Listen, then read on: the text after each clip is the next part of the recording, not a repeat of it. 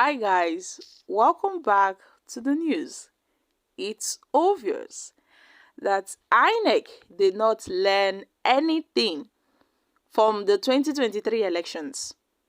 INEC did not learn from the 2023 elections because the elections that was conducted in Imo, Kogi and Bayelsa was a huge disappointment. The Nigeria Civil Society Situation Room has condemned the largely reported falsification of result sheets and other electoral irregularities in the Saturday's governorship election in Bayelsa, Imo and Kogi State. The Situation Room made the condemnation in a statement issued on Monday, saying that Nigerians had expected that the lessons learned from the 2023 general elections by the Independent National Electoral Commission (INEC) and other stakeholders would have been taken to improve the conduct of the off-cycle election. But then the disturbing reports of high levels of result falsification, other forms of electoral irregularities in the governorship elections in 3 states raised serious questions about the credibility of elections and the future of democracy in Nigeria. Nigerians had expected that the lessons learned from the 2023 general elections by stakeholders, particularly the Independent National Electoral Commission (INEC), would have been taken to improve the conduct of these elections. Unfortunately, this seems not to be the case, as these elections have proved to be another huge disappointment. The governorship elections conducted in these states represent a major setback for Nigeria's electoral democracy. On deployment challenges, delayed commencement of polls, the statement noted that the Situation Room observers reported that voting commenced late in polling units visited Imo State. Only 25% of the polling units had commenced voting by the official time of 8:30 a.m.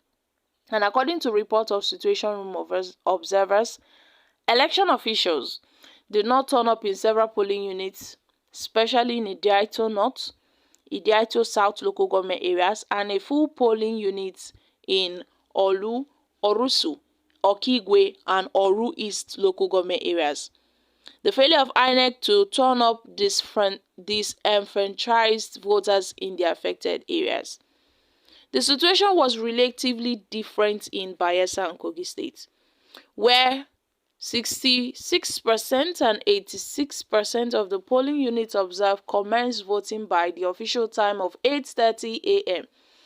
Voting in Bayelsa State was, however, affected by incidents of capsized boats in the southern Ijaw local government area and the adoption of INEC supervisory presiding officer assigned to registration area 06 Osoma in the Sambada local government area.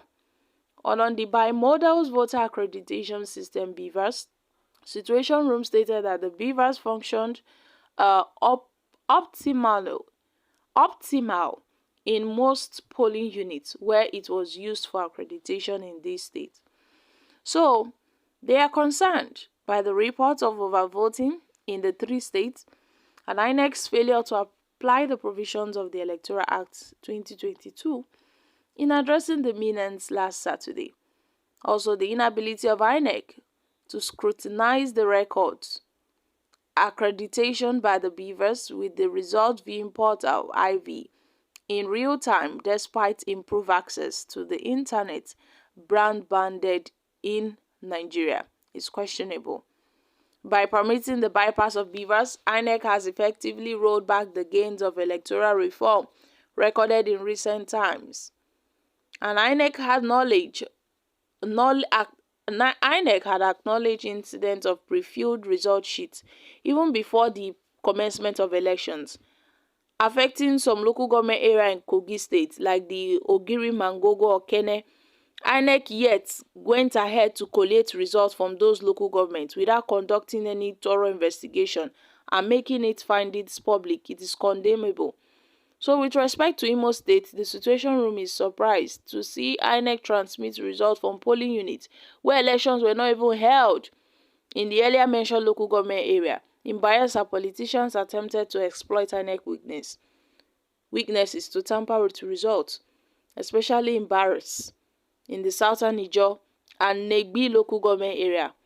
This incident questions INEC's integrity, INEC's willingness, INEC's ability to conduct credible elections.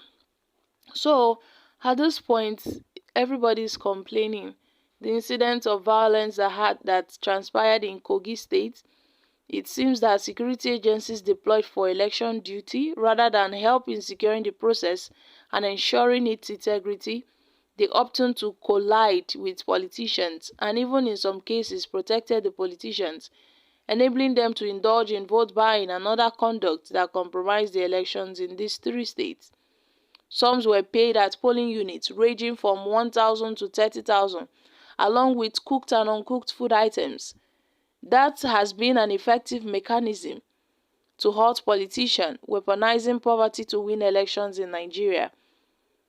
So they are deeply disappointed with the conduct of the governorship election that were held in Bayelsa, Imo and Kogi State, and has expressed worries that the election fell far beyond the threshold of credible elections. These elections represent a major setback in Nigeria's democratic development.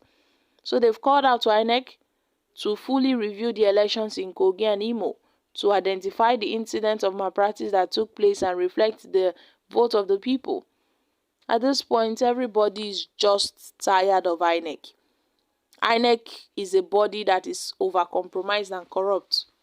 So, it seems that the judiciary, the INEC, APC, they are all in the same party. You cannot separate them. It is left for the masses to be united and stop their evil or continue without feeling any remorse for their actions. The Nigerian citizens are not ready. INEC and Mahmoud Yakubu have legalized rigging and criminality in the Nigerian electoral system. The judiciary and the Supreme Court is just an apology, and it is shameful.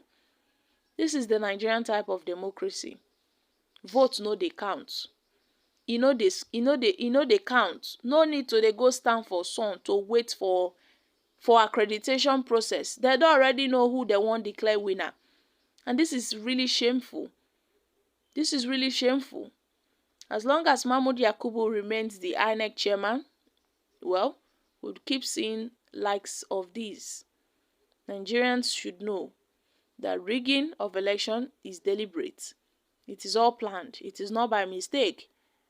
At this point, it is what it is. So my country people, Nigerians have reacted. Guys, what are your thoughts on this? I'm dropping here. Make una come chook mouth for this matter.